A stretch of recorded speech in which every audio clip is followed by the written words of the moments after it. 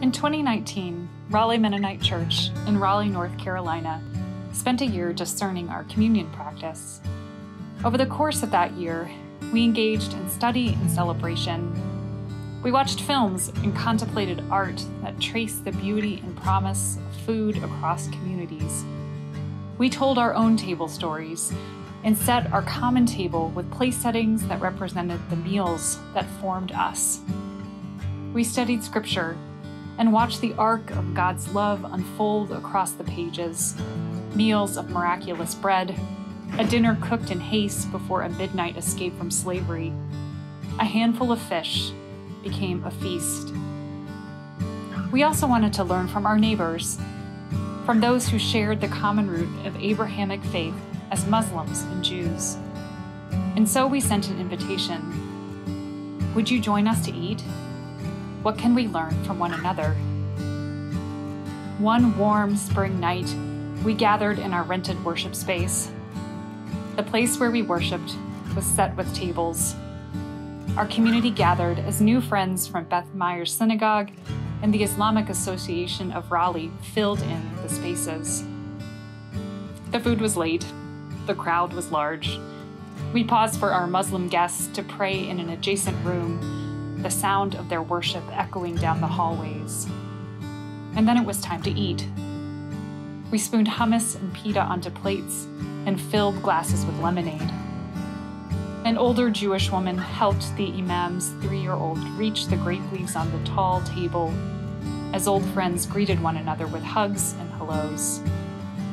Once plates were full, each of the faith leaders from our individual communities shared the significance of food and table fellowship and our unique traditions. We heard stories of healing and friendship, of donuts bridging places of conflict, of bagged lunches creating room for difficult conversations.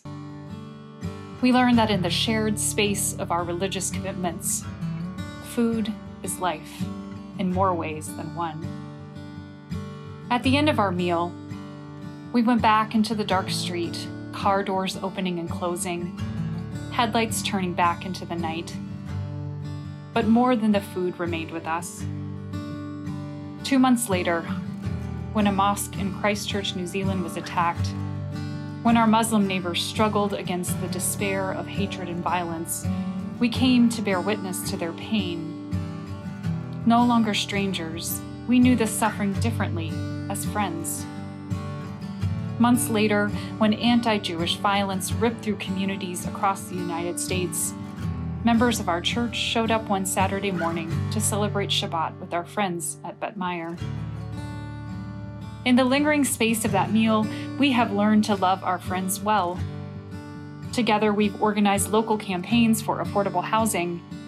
We've shown up on the street corners to protest police violence. During that meal, Karen, one of our church members, learned that Beth Myers Synagogue Library needed help with organization. Working with a member of the synagogue, she used her library science skills to help them put their books in order. For others in our congregation, our meal led to deeper friendships and solidarities in their lives. We paid attention to anti-Islam when it slips into our culture, into our workplaces and schools, and we pledge ourselves to the flourishing of our Muslim neighbors. In the Bible, miracles happen at meals. Abraham entertains angelic visitors. Manna covers the ground. A heavenly banquet promises a future without hunger. We sensed that miracle too, of people common and different, drawn together in hope and love.